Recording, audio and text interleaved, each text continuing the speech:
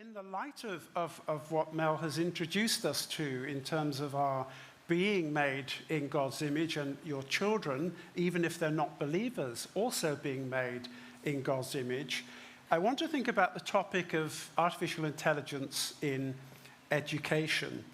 And you might be thinking, well, okay, so what's the problem? Why do we need to talk about it? Is there a problem?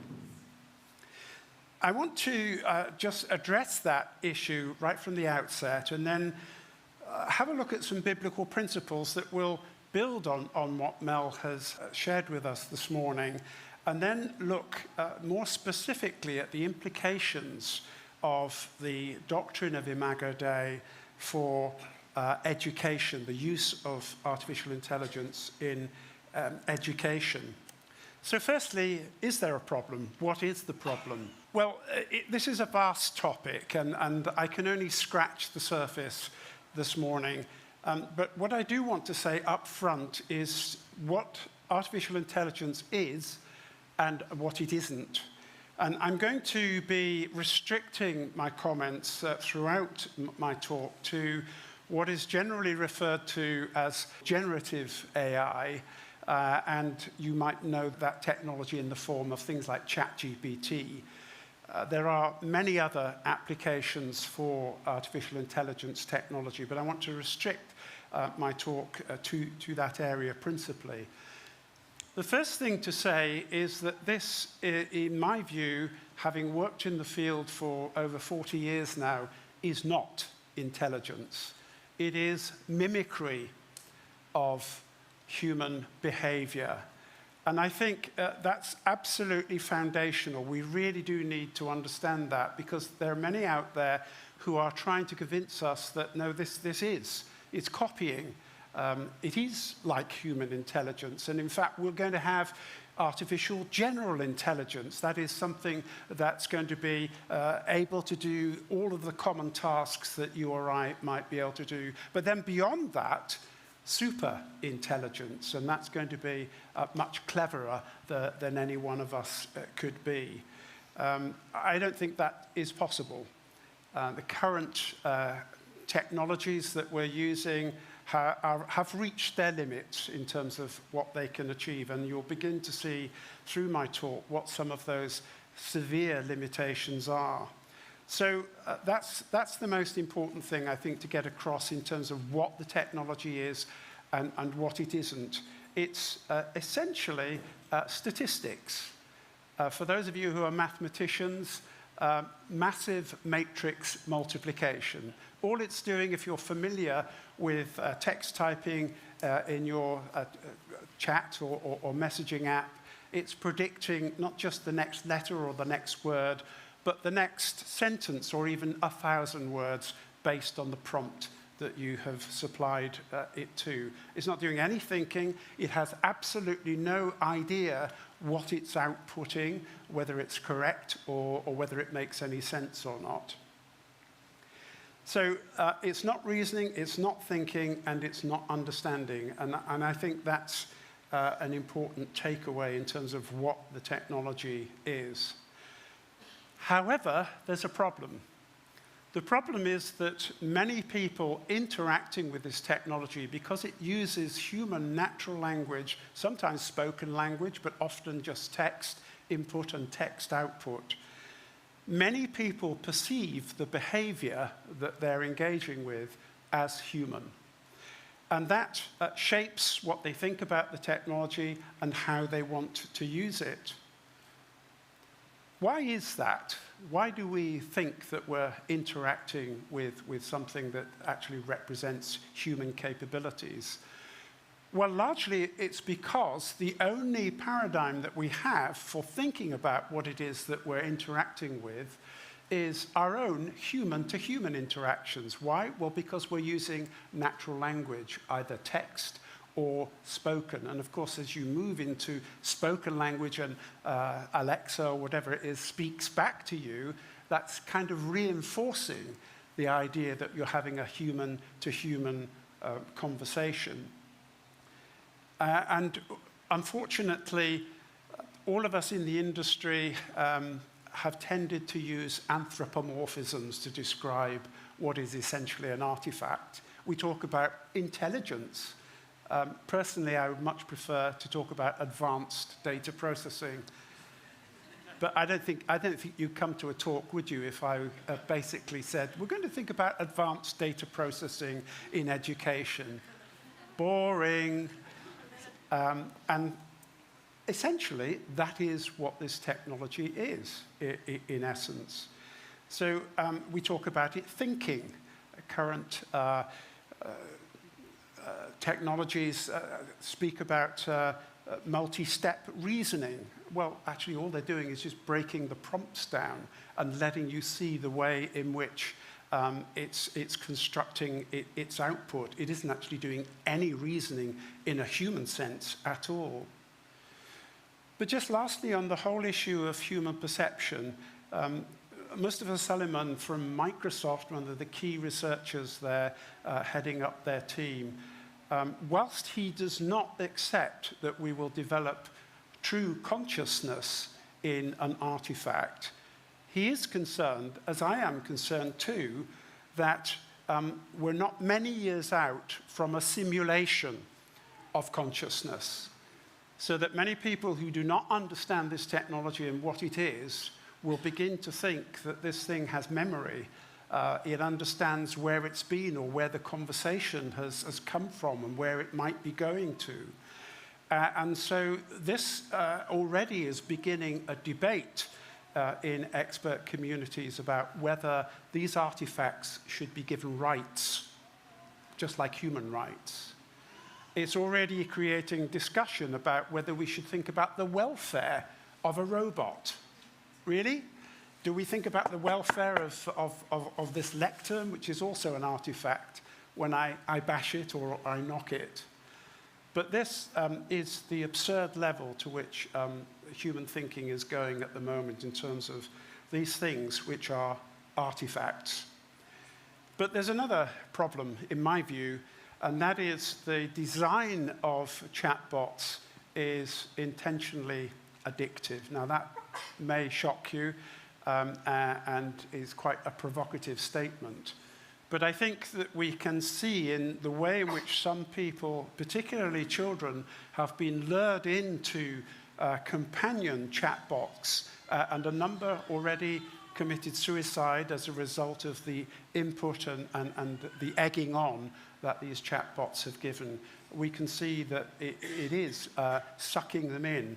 And the design in terms of being sycophantic and pleasing you with the answers and being very ultra-polite sometimes. But why do that? It's all about trying to engage with us as users. And of course, some designs will try to make these chatbots appear to be empathetic. And some are now looking to engage with companion robots, chatbots, for companionship. Some are saying actually they prefer the chatbot to a real boyfriend. Why? Well, because they can design and tweak the chatbot to be always empathetic, always kind, all of the things that they may have not found in real messy relationships. That is what life is about, as Mel said, because of the fall. So that's a little bit about the technology. What about the use of technology? Do we need to be concerned about it? I think as far as the younger generation, we definitely need to be very concerned about the take-up of this technology. This is a survey that was carried out by Ofcom 2 years ago now, in 2023. But 79% of 13 to 17-year-olds, teenagers, are engaging with generative AI, the likes of ChatGPT and so on. And 40% of the younger generation, 7 to 12-year-olds, are also engaging with it. It was interesting to see that of the teenagers that are engaging with generative AI, 74% of teenage girls interacting using generative AI are using Snapchat. So again, what is the problem here? In a review which a major venture capitalist in Silicon Valley carried out this year, they reported that on the usage of, particularly looking at ChatGPT, that's OpenAI's chatbot, that this is no longer experimentation. It's habit formation at an unprecedented scale. As of today, ChatGPT, that's just ChatGPT, and it is the market leader, but there are many other chatbots out there, receives 2.5 billion prompts per day. And there are currently 800 million users per week. OpenAI, the developers of ChatGPT, are targeting 1 billion users by the end of 2025. So, brothers and sisters, that is the nature of the challenge, the problem that we're dealing with. Habit formation on an unprecedented scale, what I would call a massive, unseen in human history, social experimentation, social experiment. And then you have other acolytes like Mark Zuckerberg of Meta saying, we're just going to be talking to AI throughout the day, probably with his smart glasses on or whatever other gadgets people like OpenAI will come up with that will pin on our lapel or whatever. What about education? Well, in education, AI is being touted as the solution for everything, from personalized tutoring so that these messy kids can have, a particular lesson designed for them, and the bright ones can have something maybe a little bit more challenging, right the way through from that to teacher burnout. Teachers are so overworked. You are the guys who can tell me about this. I'm not a professional teacher. So that's the way in which it's being sold. And indeed, the Department of Education and Peter Kyle, who's current Minister of Science and Technology, is behind the use of this technology, especially in education. He says this: artificial intelligence has the power to transform education by helping teachers focus on what they do best, teaching. And my quote's on is, really? You'll see why I'm saying that in a little later. And he says this marks a real shift in how we use technology to improve lives and unlock the near boundless potential of AI for our classrooms. That's the nature of the challenge that we're facing as Christians, as educators, and the potential impact on young people. Some of you are familiar with the Khan Academy. They have launched their own AI teaching system. And the founder of the Khan Academy says this about how the Kangmingo chatbot tutor is a way to democratize student access to individualized tutoring. It could eventually give every student in the United States, and I guess also eventually on the planet, a world-class personal tutor. Now that all sounds very grand, marvelous, but that's the agenda of some people pushing this technology. And we're going to have a look at whether this is a good thing or a bad thing. To introduce that, here's a recent paper from January of this year looking at the impact of artificial intelligence on education. And the author says this: the evidence base is limited on the pedagogical efficiency of using AI in EdTech, whether for general learning and teaching, for SEND, or for administration. But I hear perhaps some of you saying, but isn't AI just a tool like any other tool that we've ever had? It's just how we use it, isn't it? Whether we use it for good things, for education, or to spread the gospel. Sure, there are people who are going to make fake videos and so on, but if we use it for good, surely it's okay. I think actually technology shapes us. And many philosophers of technology who've studied the topic will argue quite strongly that technology does shape us. It isn't neutral. Because the design of technology is shaped by us, by people. And as we've learned already this morning, we are fallen people. Yes, we're made in God's image after his likeness, but we're also fallen. And of course, as we already saw, that if you're not a believer, as a believer, we can sin, we can have bad values. But if you're not a believer, you can have completely different agendas, completely different worldviews that will drive the direction of technology in a particular way. And we've seen this with social media. It's well known, at least amongst the expert community, that the algorithms in social media have been intentionally designed to suck kids in, anybody in fact, to increase what's called user engagement, to keep you on the platform.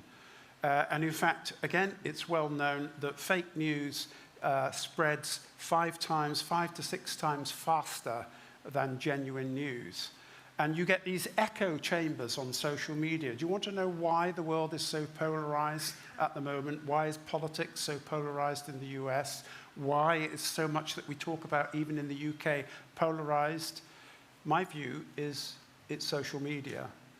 It's polarizing, it's creating echo chambers where you're just being fed the news stories and the information that they think and the algorithm determines you're going to be the most interested in following.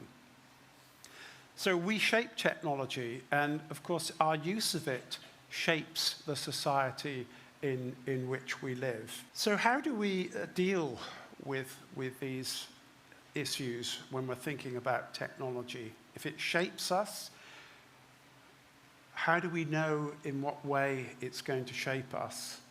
There are some key questions I think that we need to ask, and this applies to artificial intelligence. It applies, in fact, to any technology, digital technology, and anything that we as humans design and develop. Firstly, what does it do for us? What is gained from this technology? Now, specifically in terms of artificial intelligence, the message is always the same: productivity. Productivity. It'll make you more efficient. And convenience. You've got to prepare a sermon and you're a busy pastor. What is the temptation? Maybe to get it done for you by ChatGPT. If you're a teacher wanting to prepare a lesson and you've had a crisis that week and you've just really, really pressed for time, what is the temptation? To get an artifact to do the job for you. Why? It's clear what is gained. It's convenient. It's time-saving. It's productive. But what we do need to ask, brothers and sisters, really very, very carefully is, but what is this technology, whatever it might be, and specifically this morning, artificial intelligence, chatbots? What does our engagement do to us? What is lost in our humanity through the use of this technology? And that's what we're going to dig into a little bit more this morning. So I've outlined, I hope, the nature of the problem, why we need to think carefully about artificial intelligence. So let's turn to thinking about some biblical principles that Mel has already laid the foundations for. So I'm going to skip through 1 or 2 of these slides fairly quickly because she's done a wonderful job to lay the foundations there.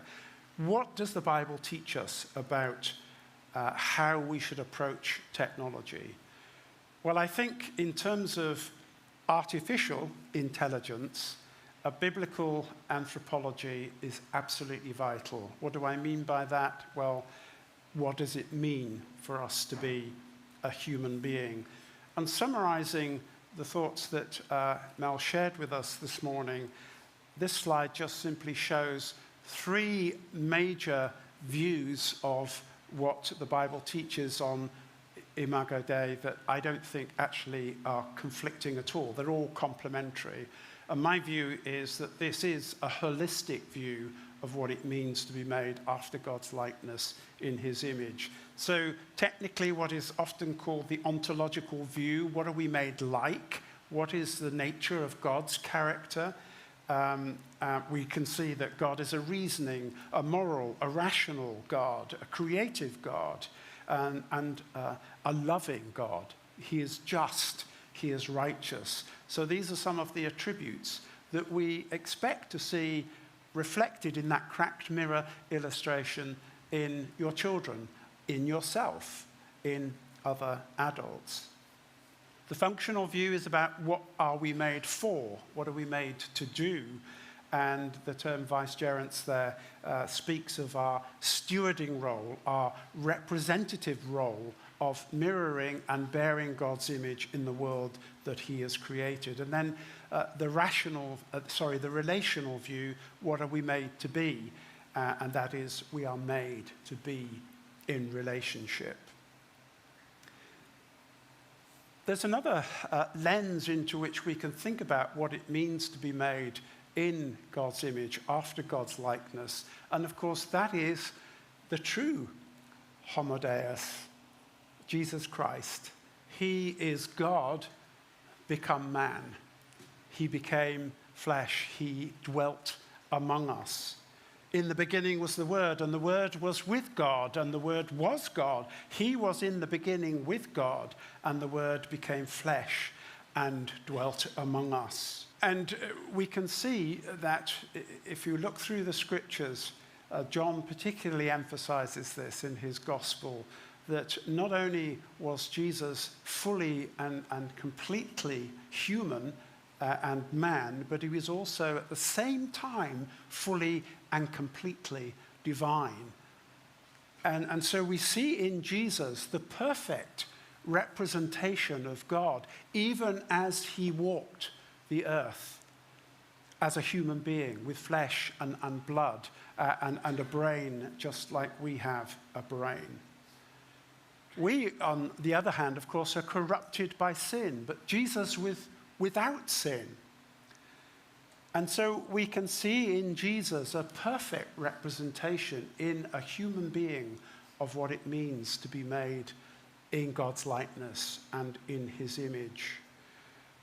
And as Christians, we're called to be like him.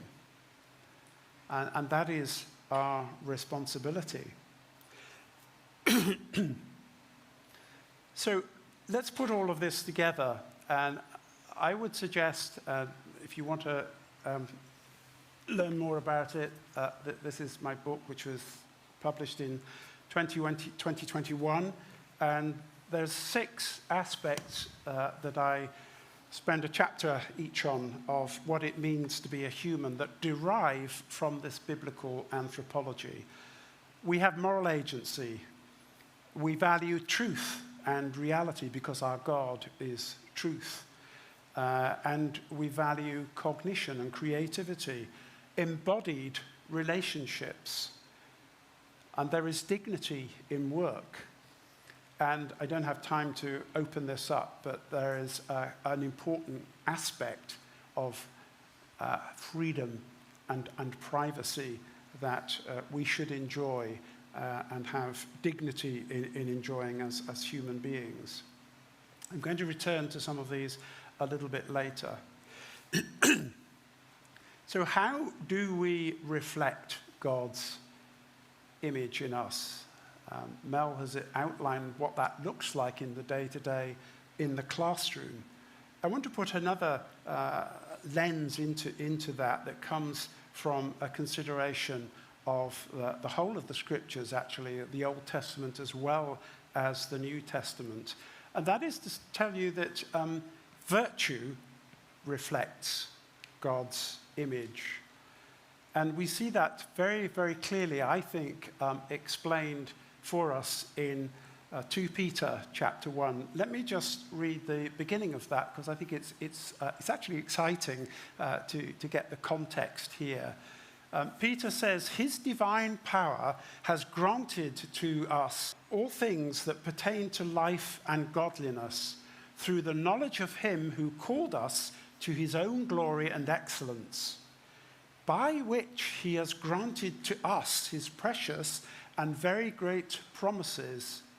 Here it comes. "So that through them you may become partakers of the divine nature, having escaped from the corruption that is in the world because of sinful desire."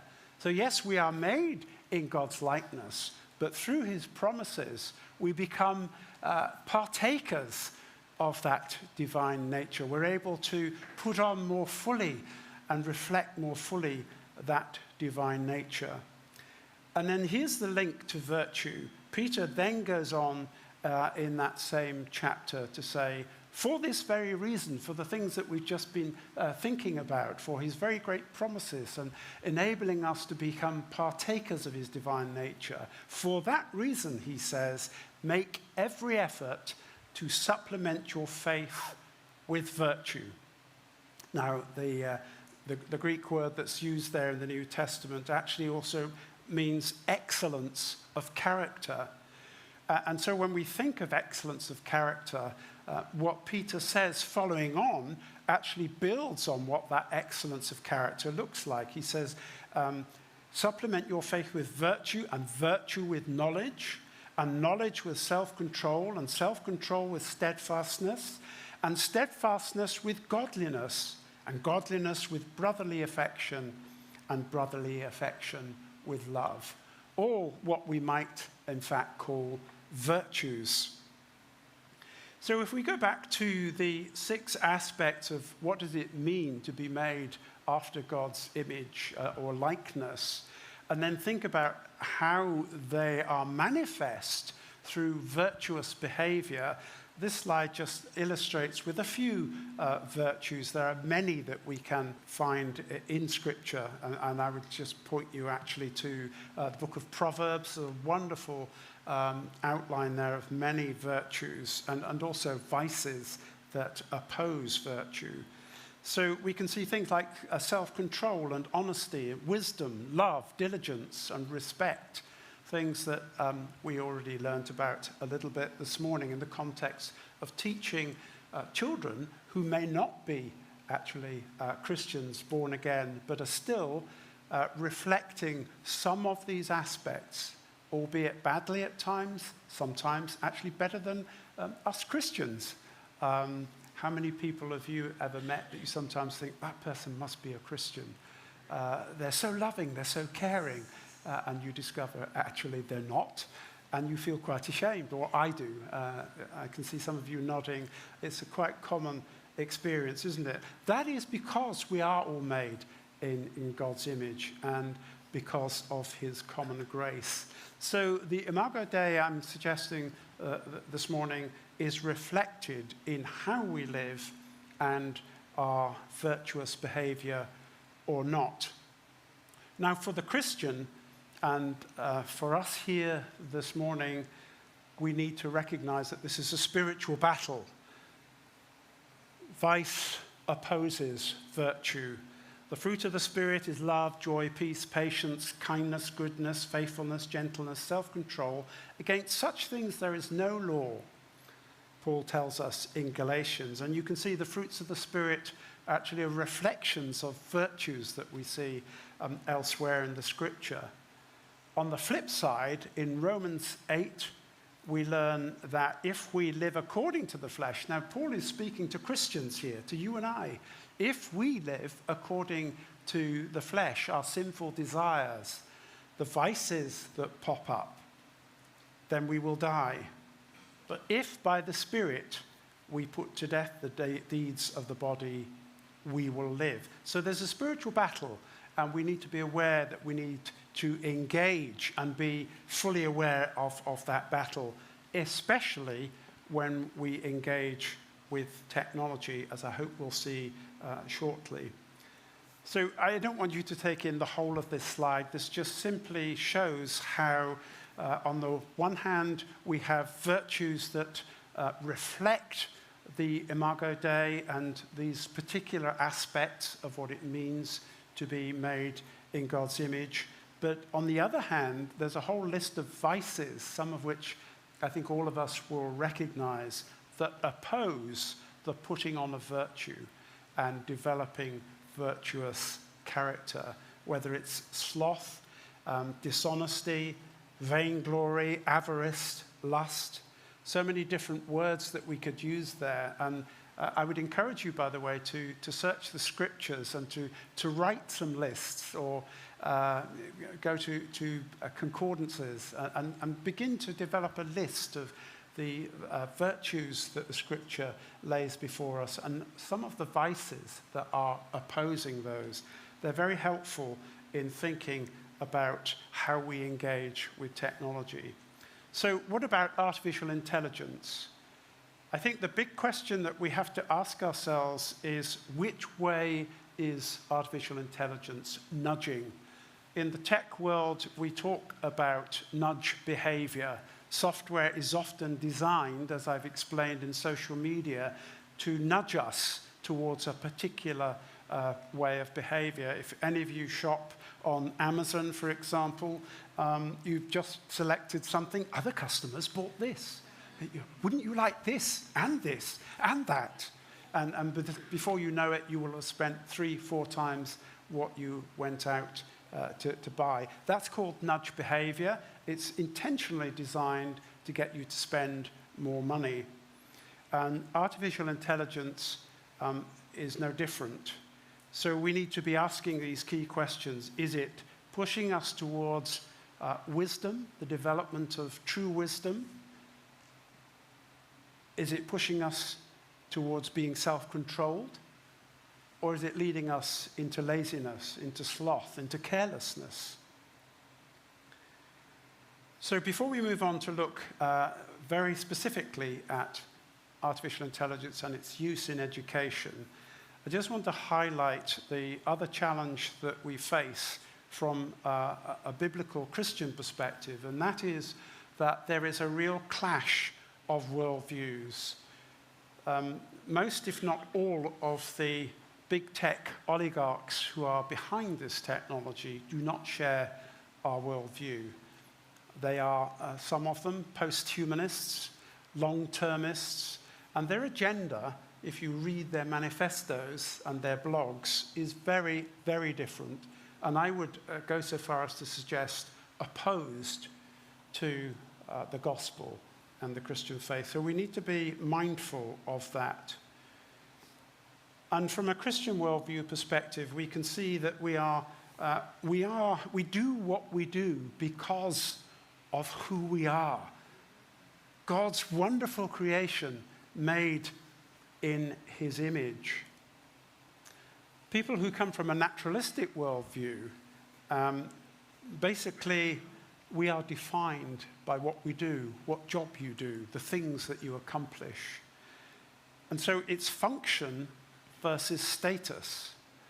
And I would suggest that you be very, very mindful when you engage with this technology and you listen to people like Peter Kyle, people at the Department of Education, especially the CEOs of these big tech companies and the messages that they're getting across.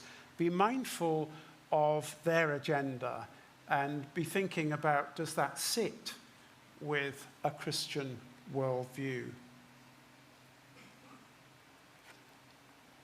Here's a view from someone who is one of the largest venture capitalists who's invested very, very heavily in artificial intelligence. And I quote this one or two here just to illustrate my point. Mark Andreessen says this: We believe we are poised for an intelligence takeoff that will expand our capabilities to unimagined heights. We believe any declaration of AI, deceleration of AI, will cost lives? Really? This is what some people are believing. Deaths that were preventable by the AI that was prevented from existing is a form of murder. I read just this morning another comment from the same person, and this is specific to education. You're probably aware in the United States they've banned a federal nationwide legislation on AI, destroyed Biden's original proposal. But some states are trying to legislate. The state of California has several bills on the books at the moment that they're looking at. And big tech is lobbying hard to make sure that they don't pass. Now, one of them has to do with protecting children from harm. The sort of suicides that have taken place, would we not want to do that? Here's what Mark Andreessen says.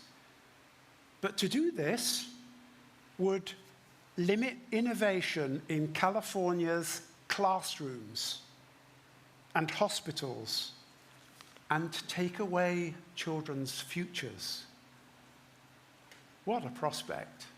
So this, I think, is illustrating the clash of worldviews that we are facing. It's not just the venture capitalists. If you think about the Sam Altman, who's the CEO of OpenAI, the developers of ChatGPT, you and I are living through this once in human history transition where humans go from being the smartest thing on planet Earth to not the smartest thing on planet Earth. How does that fit with what we learned this morning about what it means for children who maybe are not Christians, made in God's image, and how we want to treat them and think of them? We want to think of them as, well, you're just what they call wetware, which is kind of wearing out, and we'll replace the wetware up there with software that sits on silicon until somebody turns off the power, of course. Here's one last quote that I found really quite horrific. I haven't read the book yet, but it's a book that many people in the community are talking about.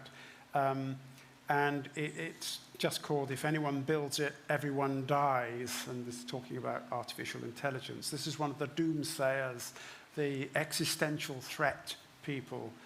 And they make the comment that data centers can kill more people than nuclear weapons. What they mean by that, of course, data centers that are hosting artificial intelligence technology. I think we need to remind ourselves as Christians that this is idolatry on a very grand scale. What these tech oligarchs are doing is seeking to create their own God. They are seeking basically to immortality through silicon and through software.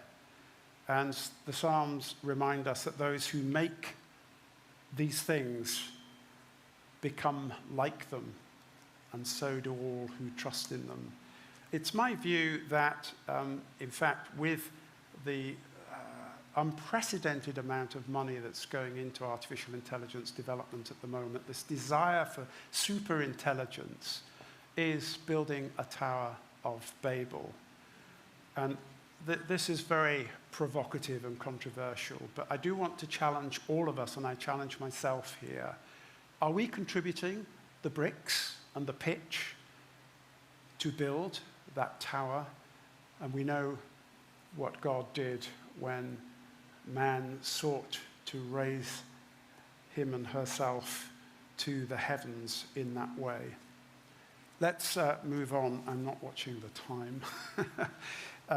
To the last section, and to think about the implications of all that we've thought about through Mel's talk and through my introduction to education. You're probably familiar, I don't know how much you're engaged with artificial intelligence or thinking about it, but it splits in terms of its use between the students that engage with it and how you may or may not want to battle against that or support them, and of course how teachers might want to engage with it or are engaging with it. From a teacher's perspective, you can do lesson planning, personalized tutoring, teaching, marking and grading, even attendance. In the US, there are places where the face of the kids are recognized and the attendance is done automatically, raising, interestingly, huge privacy issues. For students, it comes down to essay writing, term papers, assignments, summarizing texts, which might seem a very innocent thing to do, search and research in digging into a topic, which might involve asking questions of ChatGPT,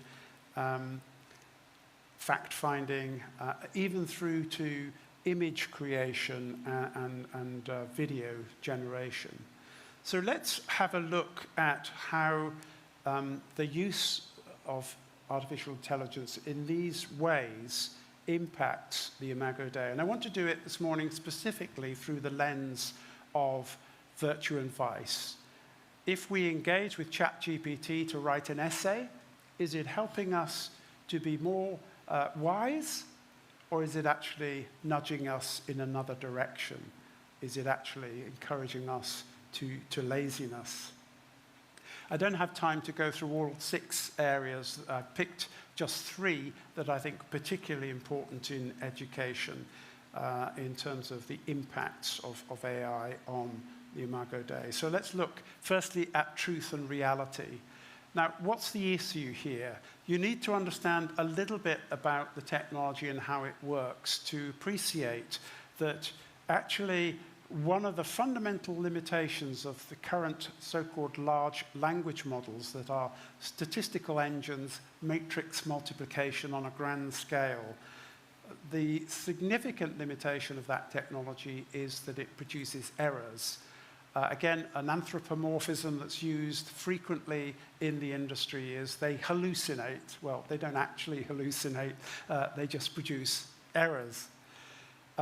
Misinformation and lies.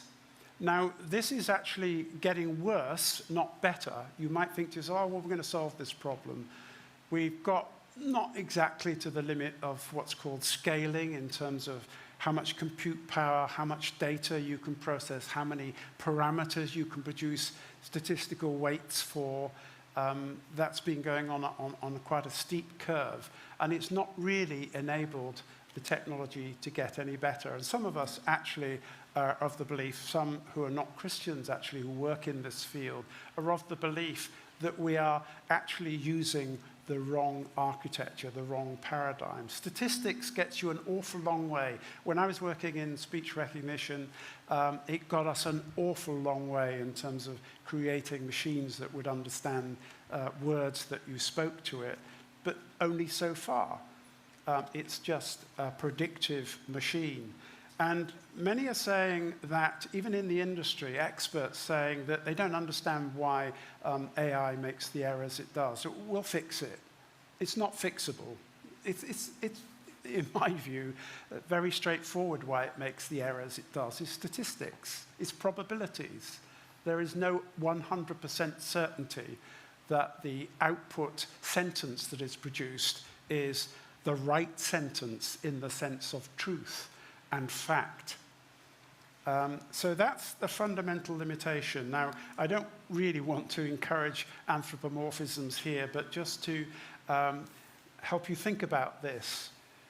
Would your child that you're teaching trust you if you lied to them 2/3 of the time? I don't think they would they? If you go on OpenAI's website, which is the developers of ChatGPT, one of the most common tools that is used, even on their website, you can see that 2/3 of the time, the output of ChatGPT is not correct. independent studies have verified this for all of the major AI chatbots, and you can see that over long-form outputs that the so-called errors, hallucinations are really quite significant. So I think that is extremely important for us in thinking about how children might engage with this. Even you as a teacher, whether you want to engage with it in lesson planning. Just yesterday, I came across a report from the Gospel Coalition who are looking at the major AI chatbots and the accuracy, theological accuracy of answers to questions about Christianity. And you can see that the best, interestingly, was the Chinese DeepSeek R1. Isn't that fascinating? That was the one that was judged to be the most accurate in terms of representing key questions about Christianity. So it's very clear that there are some real problems here about truth and accuracy. And we need to think about what is going on in the minds of children when we're trying to educate, we're trying to encourage them to discover and develop knowledge. That's one of the virtues, to develop knowledge, to develop wisdom.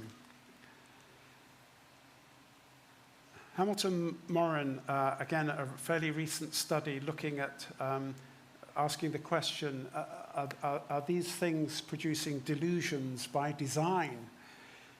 They state this in their paper: even if some individuals may benefit from AI interactions, for example, where the AI functions as a benign and predictable conversational anchor, there is a growing concern that these agents, this is chatbots, may also reinforce epistemic instability, blur reality boundaries, and disrupt self-regulation. So here we can see that there's evidence mounting, academic evidence from people who are studying the impacts on children and older people, that there's a real problem in terms of truth and reality. It's my personal belief, and I've said this for some while now, that we are facing in our world today, globally, a huge epistemological challenge. How do you know what is true anymore? History is being rewritten. There are 1,200 propaganda sites around the world, many of them coming out of Russia, coming out of China, and putting out a completely different story about what is happening in places like Ukraine, what is happening with the Uyghur population in north of China. And this, of course, is going into training. There's evidence that this definitely false information is being output by some of these AI bots, even with a considerable amount of human tweaking that goes on. So here is another comment from a group of authors in Holland, educators in university, and I think others in secondary education as well. They are actually writing to their government and saying that we must protect and cultivate the ecosystem of human knowledge. AI models can mimic the appearance of scholarly work, but they are, by construction, unconcerned with truth. They don't know anything about truth. It's statistics.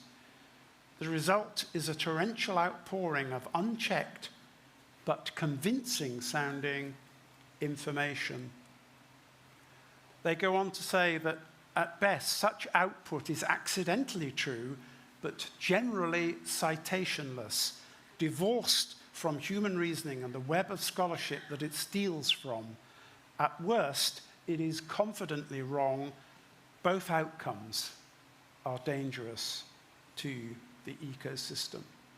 So I think this raises a question: do we actually want to use this sort of technology in education and to help our children, our students, to gain knowledge, to write essays, when there's a real problem here about the accuracy, the truthfulness, and actually how it impacts their perception of truth and reality? I think the answer, in my view, is fairly obvious. Let's move on to think about cognition and creativity. I'm sorry if I'm really dumping on you this morning. It is a challenging and provocative subject, and I'm often regarded as highly negative about artificial intelligence, even having spent most of my life developing some of it. But let's think about cognition and creativity.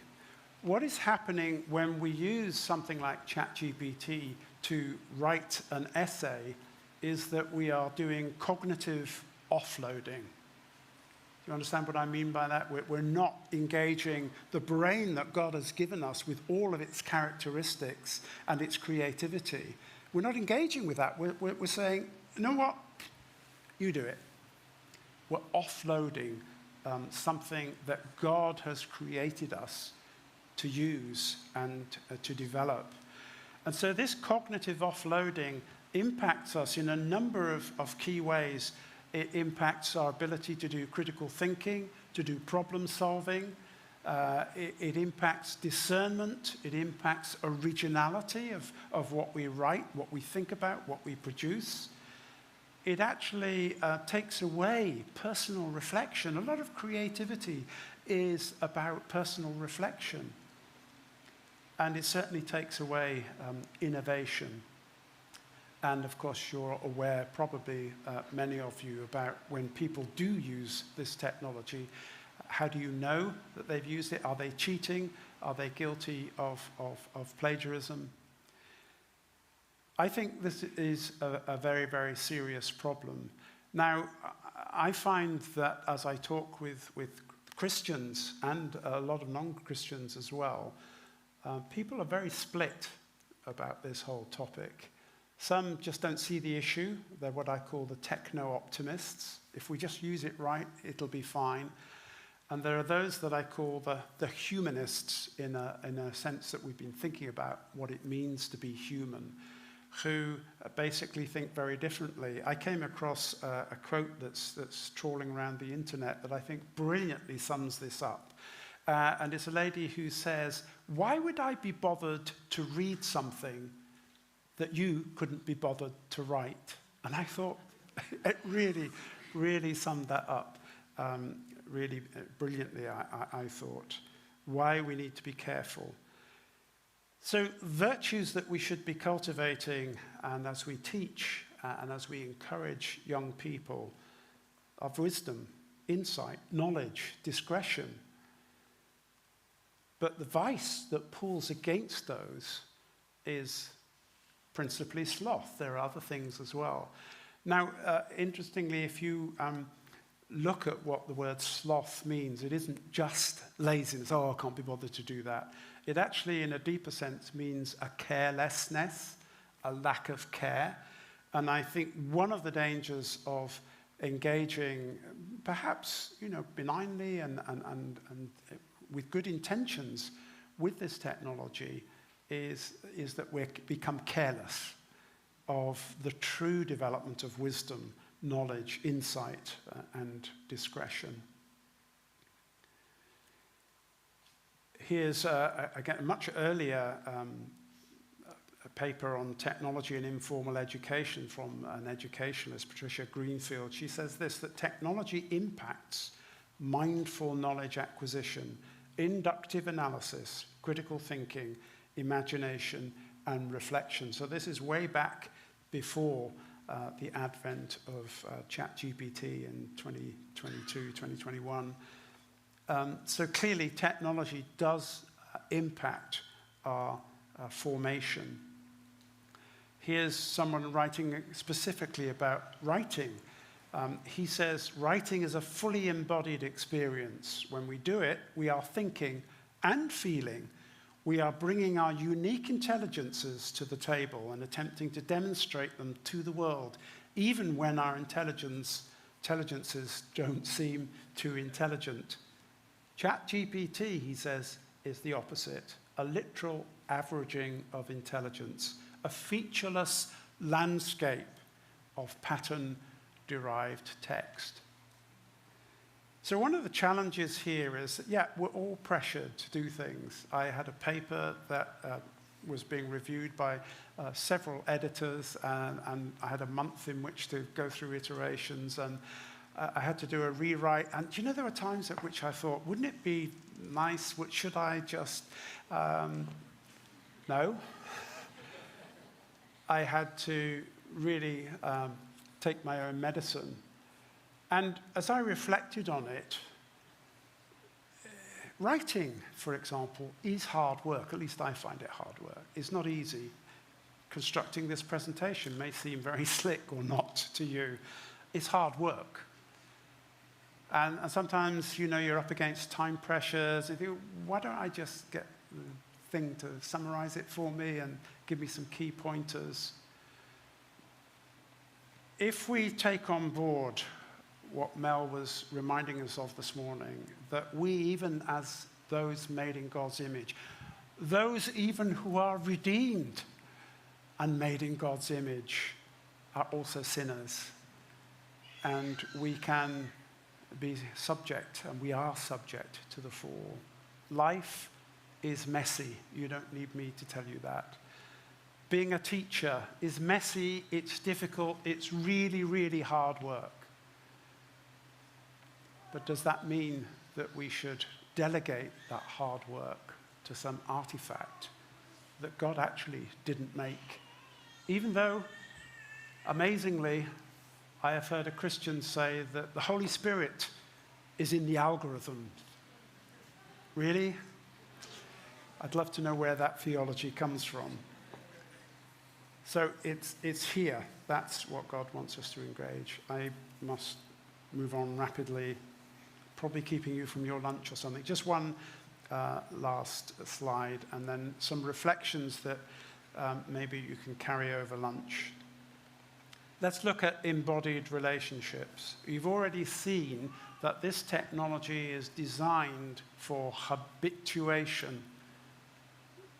Billions of people are using this technology around the globe.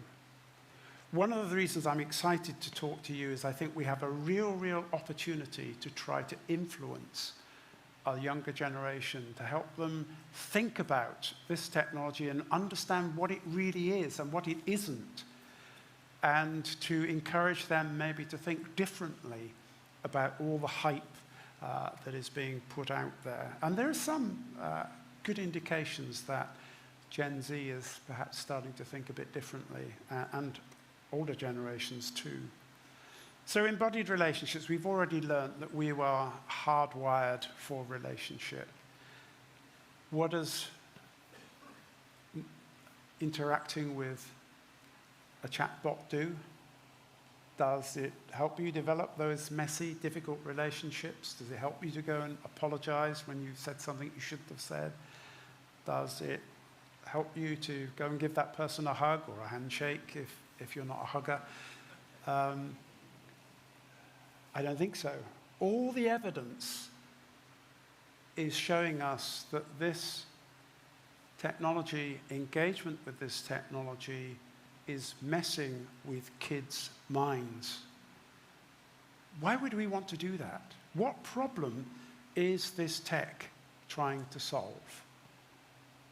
It's not education.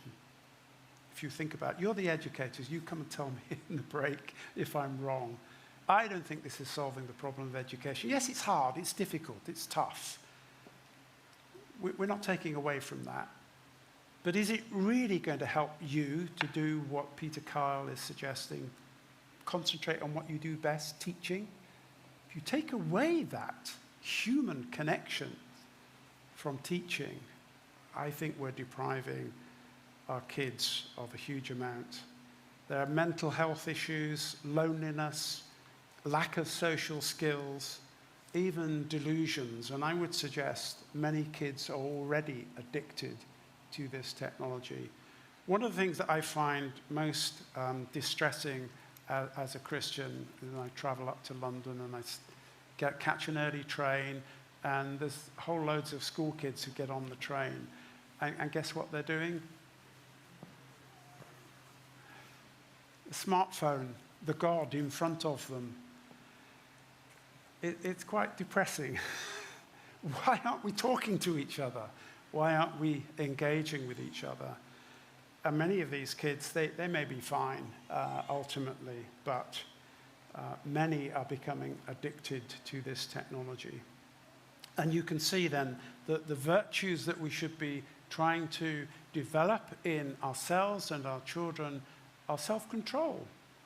Are we allowing ourselves to become addicted to something, or do we need to exercise some self-discipline and self-control over the use of a computer, the use of the TV, streaming services, the use of a smartphone, and especially if people are engaging with AI?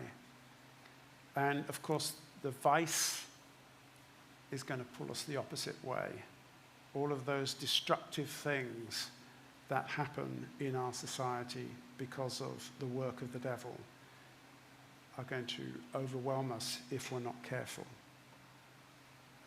So these are just some quotes that you're probably very familiar with about the studies that have been done into this area, particularly the impact on young people. Higher daily usage across all modalities and conversation types correlated with higher loneliness, dependence, and problematic use, and lower socialization. These are facts. These are studies, academic studies, that have been carried out in recent months and years.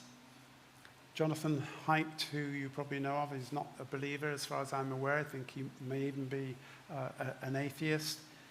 But he says this insightfully: we are embodied creatures. Children should learn how to manage their bodies in the physical world before they start spending large amounts of time in the virtual world.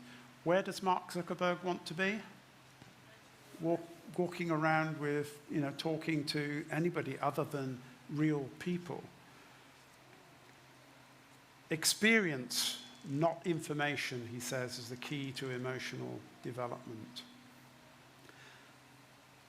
And here's another study. Instead of having skills atrophy through the overuse of AI, these skills never develop in the first place due to what I call the cognitive offloading to AI tools.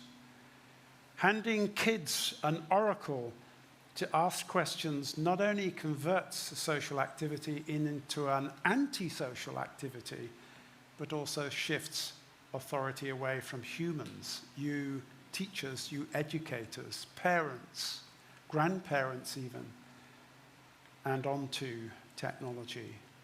Do we want to do that? So in conclusion, what can you do? What can we do? I can only just sketch in a few bullet points for you to think about and come and talk to me about, and I'd love to follow up with you on this. You can, of course, as many are doing, embrace the technology and say, well, we just need to use it carefully, and yes, we can use it. And that's, of course, what the Department of Education is pushing you, possibly in your schools, towards doing. Some who have already seen the problems as educators are using it to make assignments harder. So instead of allowing students to cheat and to plagiarize, they're making assignments more personal to them so that they can hopefully require them to do a bit more work.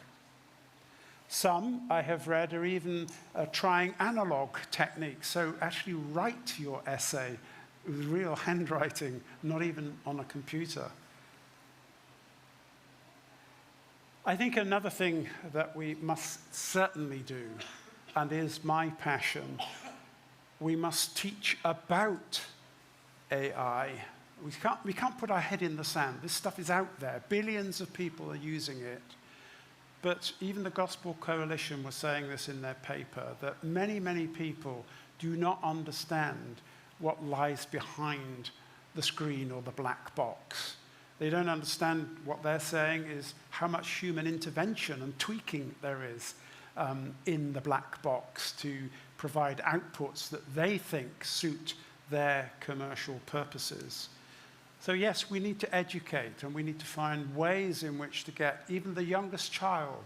We're thinking about this with Affinity at the moment, about how we can create materials for leaders and also for all ages, in the teens and younger, appropriate material to help them think about what does it mean to be a human being, and what does this stuff do for us, or what does it do to us? We could choose to avoid using it, and I'd love to hear what your thoughts are on that, for the reasons that I've fairly starkly outlined this morning and perhaps been quite controversial about. And lastly, we could change or adapt our pedagogy. I had a very interesting conversation with a lecturer who's a member of our church, who thinks actually that one of the reasons that teachers face an awful lot of burnout is that we're just simply using the wrong pedagogy. And some of you may be familiar with direct instruction. Interesting, I can talk to you about that afterwards. Very fascinating study that was done in the States that showed this particular way of teaching was way, way above all the others in a very long-term study, and yet the US didn't adopt it. We could also make assignments much more experiential, getting people to engage with the real world, with teams, with real people, take them away from the technology and put them into real situations. I must stop there. So those are some thoughts to stimulate your thinking about, so what do we do in the light of what seems a very harsh and negative reality? How can we change that as educators? How can we gloriously mirror God's image in which he has made us and encourage that image to shine more and more in the lives of the children that you teach? Let's continue that discussion and that thinking.